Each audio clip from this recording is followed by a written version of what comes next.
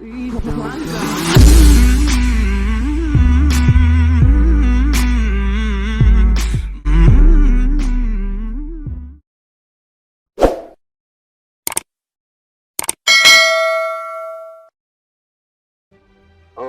Anda percaya Tritunggal ya? Saya enggak. Trinity. Saya bukan penganut Trinity. Saya percaya Yesus adalah Elohim, tetapi bukan dengan cara memahami konsep Trinity. Video kali ini berjudul Paul Zhang bukan penganut Trinity atau Tritunggal. Keruwetan identifikasi Tuhan. Tritunggal, doktrin Kristen atau Kristiani yang menyatakan bahwa Allah adalah 3 pribadi. Jadi Allah Bapa, Roh Kudus itu bukan pribadi ya? Bukan, Pak. Itu adalah sebuah zaman, Pak. Kalau Bapa adalah, kalau di dalam Trinitas, Bapa itu bukan roh kan? Bapa itu bukan Roh Kudus, betul? Trinitas itu ada 3 pribadi Allah. Iya. Tahu saya. Bapa adalah Trinitas itu, Bapa adalah roh, Bapa adalah Allah, Yesus adalah Allah, Roh Kudus adalah Allah, betul? Tetapi di dalam Trinitas, Bapa itu bukan Roh Kudus, Bapa itu bukan Yesus. Pribadi mereka berbeda dong. Banyak pertanyaan yang tidak terjawab mengenai ajaran Trinitas ini. Pertanyaan yang paling lazim adalah, di mana ajaran ini di dalam Alkitab? Secara substansi dia semua Allah, tapi secara pribadi mereka itu berbeda. Karena mereka ada berkomunikasi, ada objek dan subjek untuk ketiganya itu.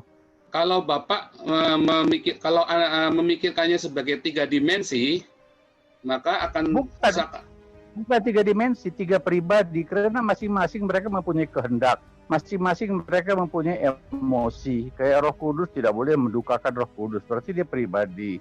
Sudah tuh Roh Kudus memerintahkan Paulus pergi ke sana ke sini, dia itu juga pribadi. Yesus jelas dia pribadi. Allah Bapa juga pribadi. Kalau di dalam 1 Petrus 1 ayat 1 dan 2 sudah jelas mereka bertiga itu fungsinya berbeda.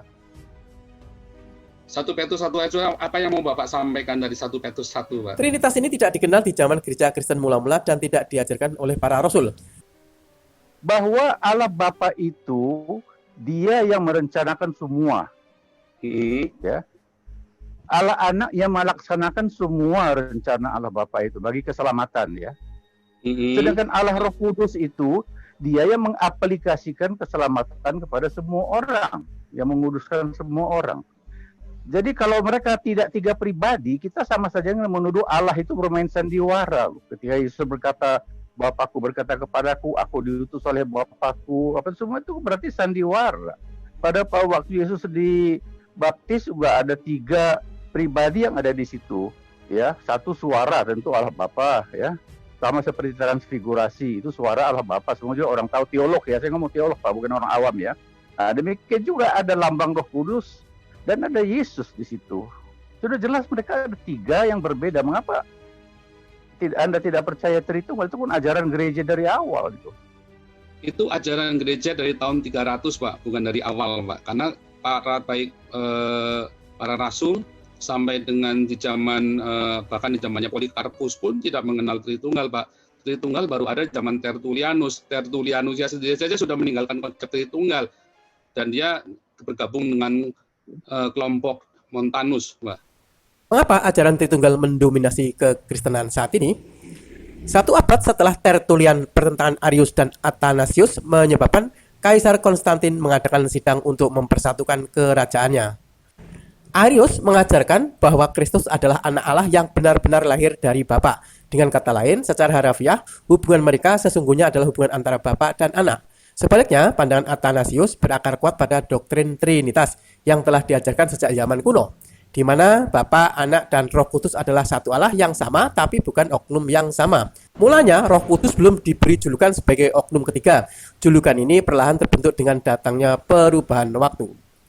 Banyak yang percaya bahwa Konstantin adalah Kaisar Roma pertama yang bertobat menjadi Kristen. Namun sebetulnya dia tetap menyembah matahari sampai akhir hayatnya. Selain mencampur adukan penyembahan berhala dengan kekristenan demi tujuan politik, sebenarnya dia tidak peduli dan tidak mengerti asal-usul pertentangan antara Arius dan Athanasius. Tujuannya hanya semata-mata untuk mengakhiri perdebatan dan kesatuan kerajaan. Para uskup berkumpul di Nikea pada tanggal 20 Mei 325 sesudah Masehi atas prakarsa Konstantin dalam usahanya untuk memadamkan krisis yang sedang terjadi. Hanya sejumlah kecil para uskup percaya pada ajaran Athanasius tentang Kristus. Mayoritas uskup berposisi netral. Mereka tidak memihak Athanasius maupun Arius. Pertentangan doktrin ini berselang selama 2 bulan sebelum sidang Dewan Nikea menolak ajaran minoritas Arius. Karena tidak ada pilihan, Konstantin menyetujui ajaran Athanasius yang juga hanya berupa kepercayaan minoritas saat itu. Nah, pertanyaannya, Itu kalau Bapak itu bukan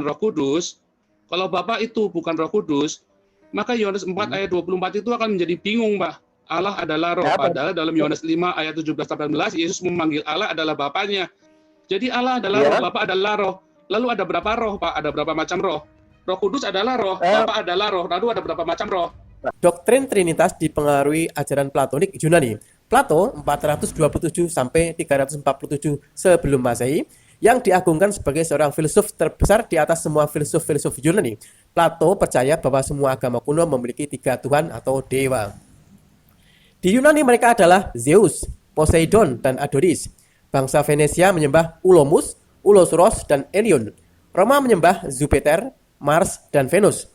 Bangsa-bangsa Jerman menyebutnya Wodan, Thor, dan Frigga. Sehubungan dengan orang-orang Celt, sebuah sumber berkata, dewa-dewa berhala kuno orang-orang Irlandia, Kriosan, Biosena, dan Seva atau Sewa. Ini identik dengan di India Krishna atau Krishna, Vishnu atau Wisnu, atau yang terutama Brahma dan Siwa dari orang-orang Hindu. Ini menurut Thomas Maurike, The History of Hindustan, volume 2, 1798, halaman 171. Jelas bahwa konsep Trinitas adalah konsep para penyembah berhala.